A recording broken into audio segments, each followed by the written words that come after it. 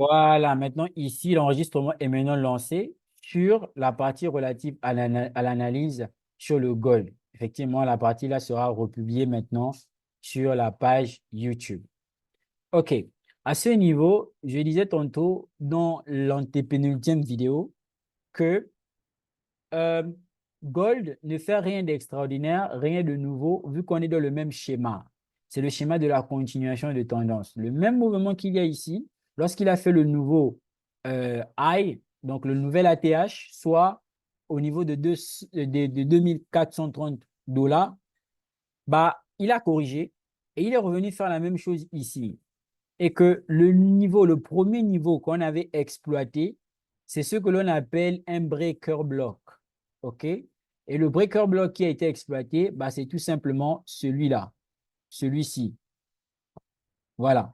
Et pour que ce soit encore plus clair, on est allé tout simplement en H1. En arrivant en H1, ici, on avait en unité de temps inférieure, effectivement, euh, le, ce niveau-là, ce que j'avais intitulé, c'était le minor BOS. Pour ceux qui se souviennent, la vidéo est toujours sur YouTube d'ailleurs. Et ici, là, pour ceux qui se souviennent, là, il était venu réagir dans une zone OTE avec une prise de liquidité en M15 et c'est ce qui a donné le mouvement qui est carrément parti faire quoi? Breaker l'ancien, donc créer le nouvel ATH. Donc, il fallait potentiellement qu'il corrige et réagir à ce niveau parce que c'était devenu un niveau intéressant à trader. D'ailleurs, c'est ce niveau-là qui a constitué tout simplement l'opportunité depuis le lundi. OK? Donc, ici, c'était tout simplement ce qu'on appelle communément du l'investment, c'est de la liquidité.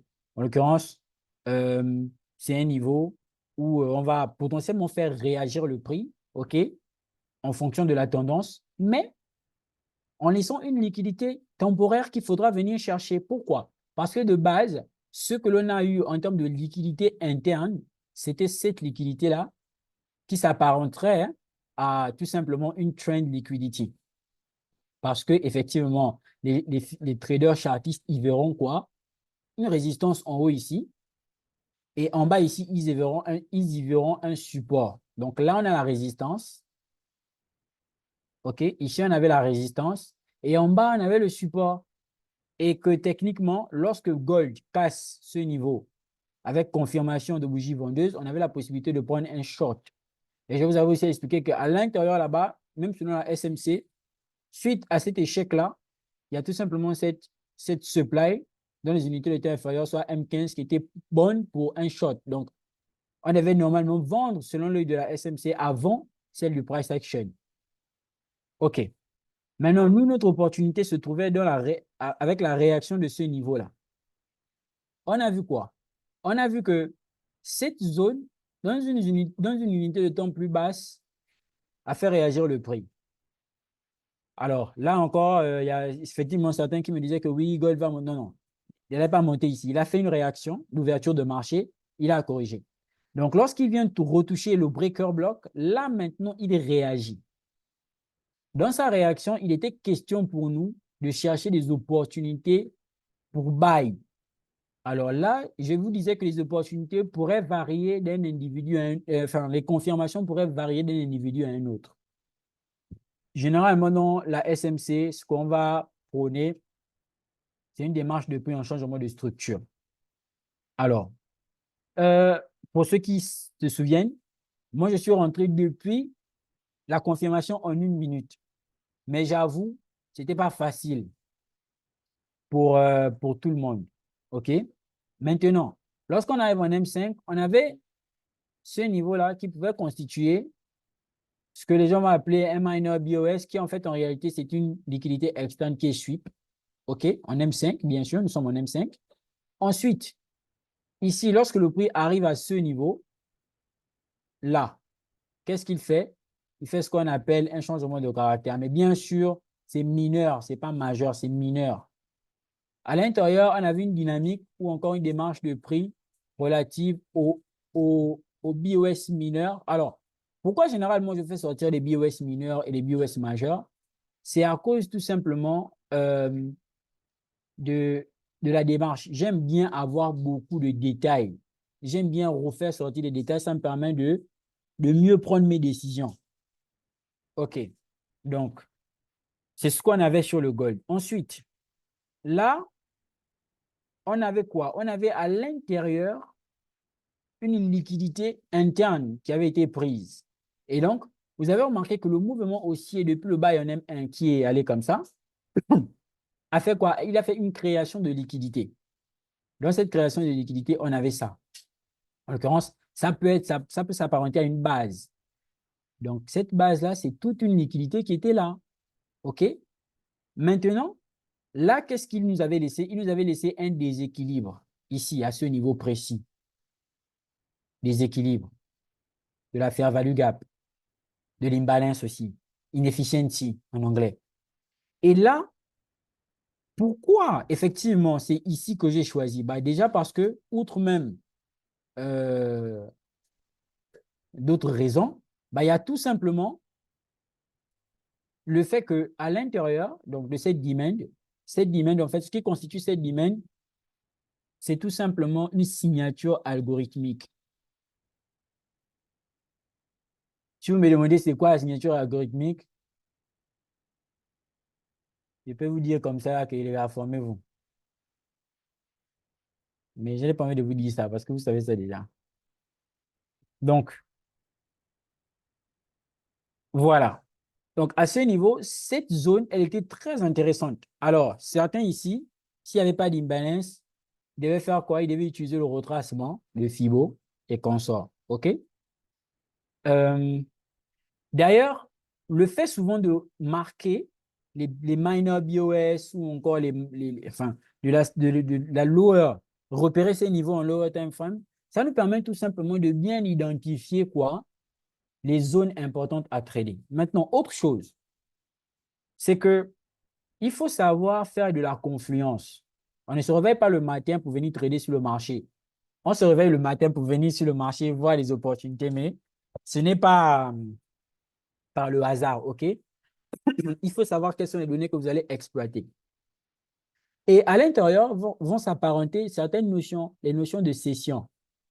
Alors, dans les notions de session, il y a cet outil-là qui est intéressant, Asian Session Range.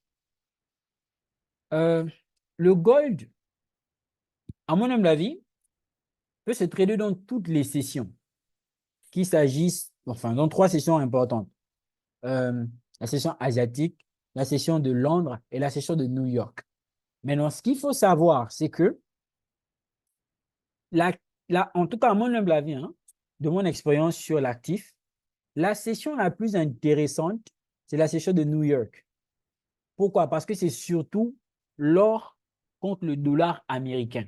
En l'occurrence, le XAUUSD, l'or contre le dollar américain.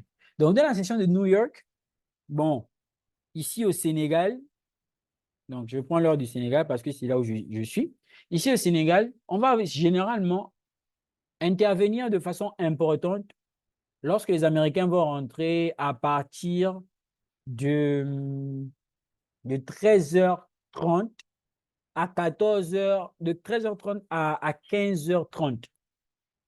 Donc, tu as de 13h30 à 15h30 pour avoir des bons mouvements sur le gold à la session de New York. Donc, généralement, c'est ce que l'on appelle, c'est la kill zone. OK? Ça peut être moins, mais généralement, c'est dans cette tranche horaire-là. Maintenant, tu peux aussi avoir une bonne réaction de la session de Londres. Généralement, c'est vers 10h, 9h, c'est entre 9h c'est entre 9h à 11h, où tu pourrais aussi avoir des bonnes réactions tout simplement sur le gold. Mais il faut savoir que Londres respecte ce qu'on appelle les cycles de pips journaliers. Londres reste, il y a cette rotation de liquidité là qui s'effectue généralement. Là, je suis en train de vous expliquer ça. Beaucoup ne vous l'expliqueront pas directement. On pourra vous parler en termes de London Universal, mais il faut surtout comprendre la rotation de liquidité. Alors, généralement, la session de Londres a tendance à prendre la liquidité de celle de la session asiatique. Autrement dit, la session asiatique devient une liquidité pour la session de Londres. Donc, elle va créer de la liquidité D'ailleurs, l'une des personnes qui l'explique très bien, c'est Taurus. Euh, il y a des principes. Quand la session d'Asie accumule, celle de Londres va potentiellement prendre le A ou le O. Quand la session de Londres, quand la session d'Asie n'a pas accumulé, donc ce sont plusieurs principes dans lesquels je ne vais pas nécessairement montrer des détails, peut-être dans une autre vidéo. Mais déjà, ce qu'on peut retenir pour pas que la vidéo soit lourde, c'est que la session de Londres aura tendance à prendre soit le high ici,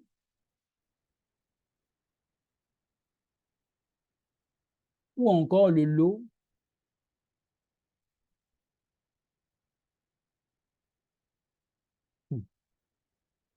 ou encore le low de la session asiatique. Voilà. OK. Donc, si vous voulez effectivement surfer sur les sessions, il faut faire quoi? Il faut vous lever tôt. Parce que tu es d'accord avec moi que tu te lèves c'est pas moi, à, à 13 heures.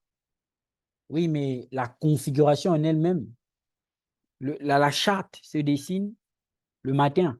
Donc, toi, quand tu te lèves la nuit là, c'est compliqué. OK? OK. Maintenant, qu'est-ce qu'on remarque? Que cette exploitation de liquidité de la session asiatique ne va pas violer les principes clés de marché, dont le premier principe est le respect de la structure de marché. C'est-à-dire que indépendamment de toute la... Enfin, c'est vrai que c'est la prise du lot de la session asiatique, mais s'il réussit à réagir ici, c'est aussi parce que, qu'est-ce qui nous a permis de prendre le trade? Bah, c'est tout simplement parce qu'on a apprécié quoi? On a tout simplement apprécié le fait que le prix ait fait quoi? Soit venu réagisse tout simplement à la confirmation en M5. Donc, voici une belle confirmation que l'on avait pour potentiellement pouvoir prendre ce trade-là. Et donc, quand on regarde bien au final, c'était tout simplement un trade simple et facile à prendre. Oui, je pèse bien les mots, simple et facile à prendre. C'est comme ça que j'ai pu rentrer en position sur ce trade. Et c'est aussi comme ça que je vous ai envoyé ça en termes de preuve. OK? Donc, ouais, au final, c'était un trade qui était simple. Donc, pour les personnes qui n'ont rien vu, voici comment je veux vous pousser à voir tout simplement de façon générale. Alors, il y a des trucs avec lesquels je ne badine pas. Quand je vais rentrer en position, mon stop loss, il va être serré parce que soit ça passe vite fait, soit tombe SL vite fait, on passe à autre chose. OK? Donc, vous avez vu qu'on a bien bénéficié de tout ce mouvement. Right? On a bénéficié de tout ce mouvement. Maintenant, quand on traite le gold, il est volatile. Il faut beaucoup de patience. Il faut surtout apprendre à garder vos positions en prenant des partiels, donc en faisant des clôtures partielles. OK? Pourquoi? Parce que gold, lorsqu'il touche un niveau intéressant, il va donner un mouvement intéressant. Moi, je me dis, bon, il faut prôner la qualité et non la quantité. Je préfère aujourd'hui durer d'un trade qui est très qualitatif que d'un trade que de prendre les trades quantitatifs. Quand je parle des trades qualitatifs, les gars, ils sont en train de penser à USD, CHF. On va parler de ça tout à l'heure. Donc, euh, dans ce sens de qualité-là, puis monter avec le trade, OK? Et vous avez vu qu'il est parti loin. Pourquoi?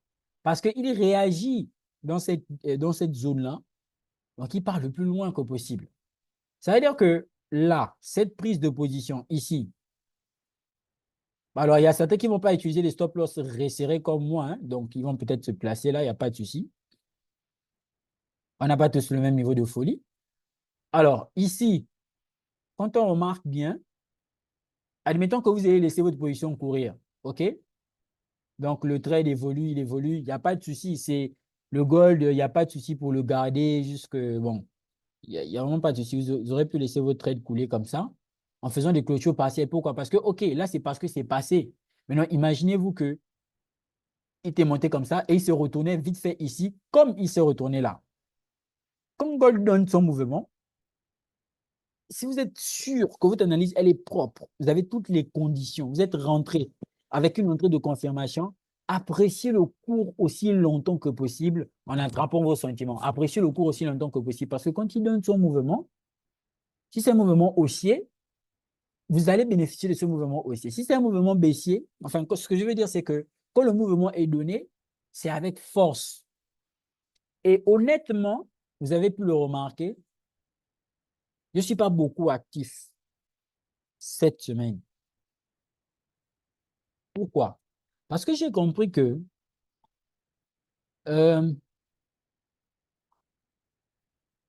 il faut saisir les opportunités. Cette saisine d'opportunités sous-entend que souvent, on doit venir tous les jours chercher une opportunité là. Tu as un actif comme Gold qui t'a donné une bonne confirmation, tu es bien rentré. Bénéficie de ton mouvement. Parce que là, en fait, je ne me sens pas obligé de trader la semaine. Un trade seulement, ça va. J'avais deux positions. Celle de Gold, qui était très intéressante, et celle de l'USDCHF, où j'avais prévu, avec ces deux trades-là, ne plus trader cette semaine. Celle de Gold est passée, très bonne chose, en ce sens où, si effectivement vous aviez décidé de sortir ici, là, alors moi maintenant, je vais mettre des alarmes quand je vais trader pour ne pas me laisser surprendre, je vais mettre des alarmes. Si vous avez décidé de rentrer ici, OK, bah là, vous avez un ratio de récompense de 13. Bon, moi, j'étais à 22. Moi, j'avais un stop loss très resserré. Donc, vous avez un ratio de récompense de combien? D'à peu près de 18. Bon, on va dire 18, 13, 13, 15, 18. Ça veut dire que si vous étiez exposé à 500 dollars, parce que, oui, quand je vais prendre ce genre de position où j'ai eu la confirmation, je vais prendre le risque de ma confirmation. Ça veut dire que je ne vais pas rentrer seulement avec 200 dollars et tout, non. Ce sont des positions où généralement je varie entre 500 à 1000 dollars. Et donc à ce niveau-là, vous imaginez 1000 dollars, donc 1000 dollars à raison de 1 pour 18. Moi, j'ai arrêté de montrer mes chiffres. Oui, pour les gens qui me diront, parce il y a un gars là que je ne connais même pas. Il m'a sorti un truc là. Attendez, attendez que je retrouve un peu son histoire. Et j'espère qu'il tombera aussi sur la vidéo là. Il m'a sorti une histoire là. Je n'ai même pas répondu. Moi, actuellement, là, j'utilise mon énergie positive pour faire des choses positives. Voilà, c'est ça. C'est sur le trade là. Je ne sais pas. Il me dit, avant et après, c'est facile à faire sur TradingView. Où sont les résultats monétaires du trade? Je ne sais pas ce qu'il veut faire avec mon argent. Et même quand je vais montrer effectivement les résultats monétaires du trade, il y a un autre qui va sortir parce que l'homme, non, il est éternellement insatisfait. Quand je vais montrer les résultats monétaires du trade, il y a un autre qui va sortir, il va dire, ouais, pour l'argent là, c'est un compte démo.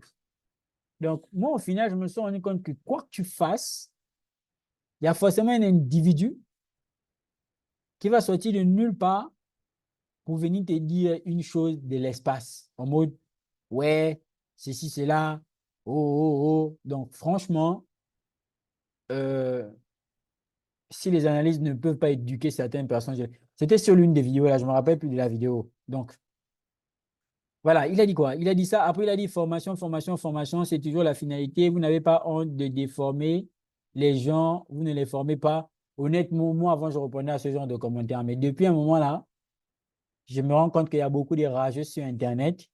Il faut les laisser jacter. Voilà. Donc, euh, je préfère maintenant miser sur ce genre de trade, la qualité de ce genre de trade. C'est nettement mieux que de devoir chercher des opportunités tous les jours, tous les jours, tous les jours sans cesse. OK? Voilà, donc je vais rentrer en position et je disais que ceci, pour tout simplement le fait que j'ai arrêté de montrer mes résultats, fait deux, trois en passant, mais j'arrête. Maintenant, j'arrête, j'ai rien à prouver à qui que ce soit. Voilà. OK. Euh, effectivement, chacun porte sa croix. Merci, monsieur David. OK. Donc, ça fait que là, vous aviez la possibilité de rentrer ici en agressif, enfin, en confirmation, comme ça a été le cas. Vous savez que moi, j'aime mes confirmations. Tout comme tout simplement rentrer en agressif. Alors là, ici, une entrée agressive jusqu'à ce niveau-là, toujours jusqu'au même niveau, on avait un RR de 6 à 7. Moi, je vous ai dit un truc. Je vous ai dit 6 à 7 là. Si on a 100 dollars sur la position, on n'est pas loin de 500 à 700 dollars. Moi, je vous ai dit dernièrement ceci. Je vous ai dit que la semaine va commencer. Cette semaine, il faudrait qu'on finisse en positif. Le but est tout simplement de faire quoi? Oh, comment je sors d'ici là? OK, donc il faudrait qu'on finisse la semaine en positif. Le but, c'est de tout simplement prôner la qualité. Donc, vous allez faire quelque chose de très simple. C'était sur ce post-là où je pense on avait un retrait de 700 dollars. Le truc, c'est simple. Pensez à une somme en fin de semaine. Voyons individuellement le résultat. Pensez. Bref, je vais relire. Cette semaine, je veux que nous fassions une expérience ensemble. Voici 700 dollars de retrait. Donc, ici. 1. Pensez à une somme. 2. Suivez les analyses qu'on fera ensemble lors du live communautaire de ce soir. 3. Prenons position avec confirmation. À la fin de la semaine, voyons individuellement le résultat. Pensez à la somme que vous voulez, qu'elle soit raisonnable. OK? Voici le lien. Pour ne pas rater le Zoom, je vous ai partagé le lien et voici la chaîne du débriefing de l'opportunité. Bon, aujourd'hui, nous sommes, je pense, jeudi, non? Jeudi, demain, c'est vendredi. Il y avait deux opportunités, donc il y avait deux possibilités ici. J'espère seulement que vous avez 700 dollars à la fin de la semaine ou au moins 500 dollars à la fin de la semaine. Pourquoi? Parce que c'était bien possible. Et le but, c'était seulement respecter les règles. En l'occurrence, pensez à une somme. Deuxièmement, il faudrait que la somme soit raisonnable. Troisièmement, suivre le live et saisir les opportunités avec confirmation. Je pense que c'est tellement précis. OK? C'était tellement précis. Donc, le résultat, il est bel et bien là. Alors, il y a certains forcément qui ont tapé poteau. Il y a certains qui ont tapé poteau. Monsieur Pierre a dit qu'il a tapé poteau. C'est pas grave.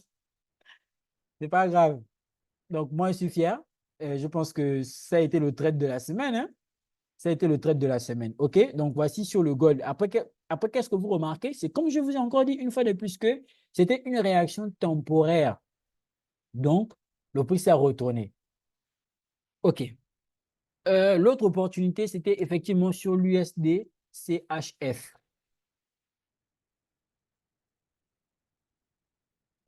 Bon, avant l'USD CHF, je pense qu'il y avait AUD USD, non?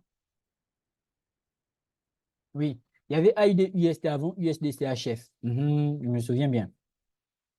Alors, AUD USD là, il a fait le foufou. Hein. Voilà. C'est pourquoi moi, j'aime les entrées avec confirmation encore une fois de plus. Donc, il y a ces deux niveaux-là. OK. Donc, pour ceux qui se souviennent, ceux qui étaient là lors du live, nous attendions le prix ici. Il n'a pas confirmé. Il y avait encore ce mouvement-là. On attendait encore le prix ici. Il n'a pas confirmé. On attendait encore ici dernièrement. Il est venu faire une réaction là, vite fait. Mais après, il a plongé. Donc, voici pourquoi les confirmations sont importantes aussi quelquefois. Pas quelquefois, beaucoup de fois, les confirmations sont importantes. Donc, on attendait un bail parce que le bien, normalement, il est haussier. Mais il n'a fait que plonger, plonger, plonger, plonger. Voilà. Et donc, moi, j'étais rentré ici pour le trade, effectivement, là, le short, là. Je suis venu sortir là. Je ne regrette pas d'être sorti. Hein. Ne vous dites pas que je regrette. Je ne regrette pas d'être sorti. Donc, c'est un peu ça. OK. Donc, pour ce trade-là, j'avais pris le short. Et effectivement, le short, là, je ne regrette pas d'être sorti. Hein. J'ai répété ça 2 fois. Et si au final, je regrettais d'être sorti, flemme. Non, je ne regrette pas. Ouais, je pense qu'il va chercher encore des niveaux plus bas avant de rebondir. Donc, l'autre position, effectivement, comme je vous disais, sur laquelle je comptais beaucoup, c'était l'USD CHF. OK. Sur l'USD CHF, on était en H1. Écoutez, il faut savoir que le marché fait ce qu'il veut. Hein. Le marché fait ce qu'il veut. Donc, moi, Zamba, j'avais tout simplement mon analyse ici. Voilà. J'attendais que le prix vienne là et on fait quoi? On vend. Bon, le mec, il est venu, il ne m'a pas déclenché. Il a short sans moi. Regardez le beau short, sans moi, il n'y a pas de souci. Il a réagi dans le breaker block. Le marché fait ce qu'il veut. OK, mais je pense que c'est juste enfin, le prix va remonter et je pense que dans cette zone-là, on pourra avoir une belle opportunité de vente à ce niveau précis. Donc, on va tout simplement observer. Une fois de plus, le marché reste droit. C'était une très belle opportunité. J'étais sûr, fondamentalement et techniquement, d'ailleurs, comme vous pouvez le remarquer, nous sommes baissiers sur toute la ligne. Nous sommes baissiers sur toute la ligne. Voici le mouvement précédent qui était très long en termes de chute. Donc, c'est l'une des paires où je vous disais que vous n'avez pas besoin effectivement de beaucoup trader. Vous n'avez juste qu'à souvent identifier des bons niveaux, prendre des bonnes positions et apprécier le trade. Là, j'ai une vision sur le euro GBP.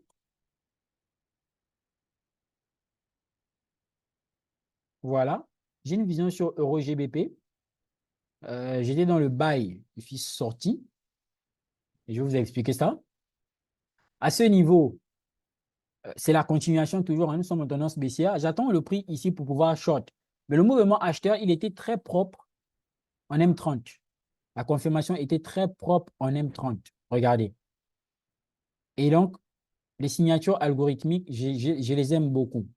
On va remarquer que là, ici, là, le prix, il avait sup de la liquidité. Quand il est sup de la liquidité, c'est en mode, là, vous allez voir un BOS, mais c'est un sup liquidity. Vous avez vu qu'il a accumulé, il a fait une manipulation et il a distribué. Donc là, il a distribué en faisant quoi? Une inversion.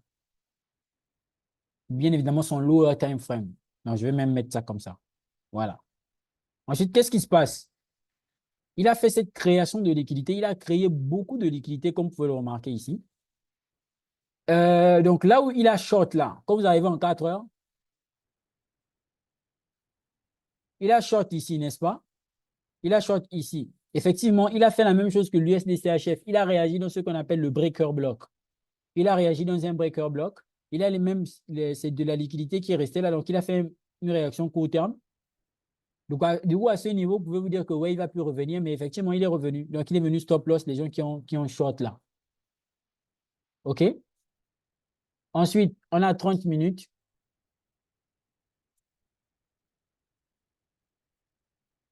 Voilà. Donc là, on a ici la liquidité interne qui est prise aussi. C'est une liquidité interne prise. Et donc là, qu'est-ce qu'on a? On a ce taux B qui est là.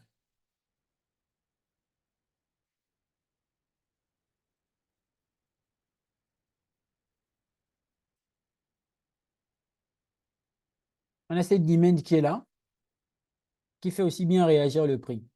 Là, on a le faux mouvement acheteur, donc ce qu'on appelle l'inducement, ce qui a aussi induit beaucoup de gens en erreur. C'est ce qu'on appelle l'induction.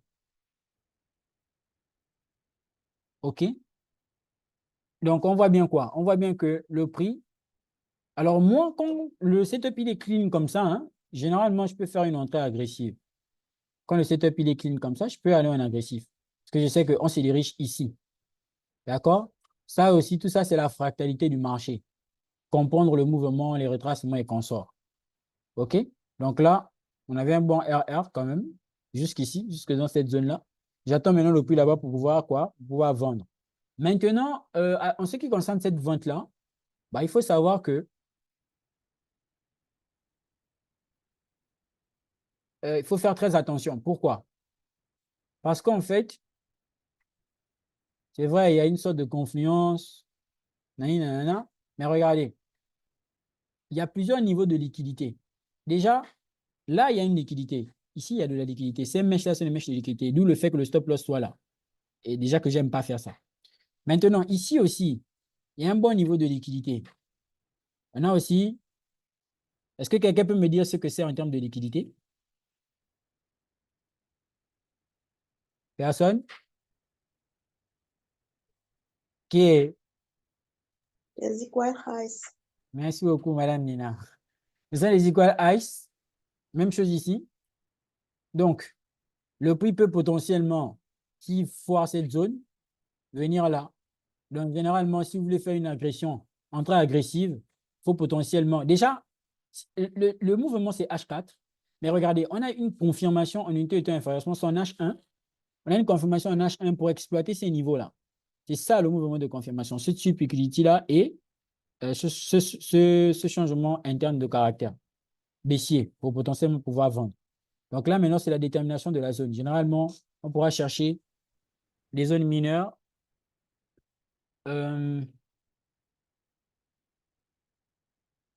Donc, à ce niveau. Mais quand même, je pense qu'on aura une bonne réaction dans cette zone-là. OK? Bonne réaction dans cette zone-là. OK. Là, ça, c'est une opportunité que je suis en train d'attendre tranquillement. Mais honnêtement, avec mon trade sur le gold, je ne sens plus la nécessité d'encore trader. De toute façon, demain, c'est vendredi, après le marché ferme. OK. Là, je pense que je vais m'arrêter là pour cette partie de la vidéo.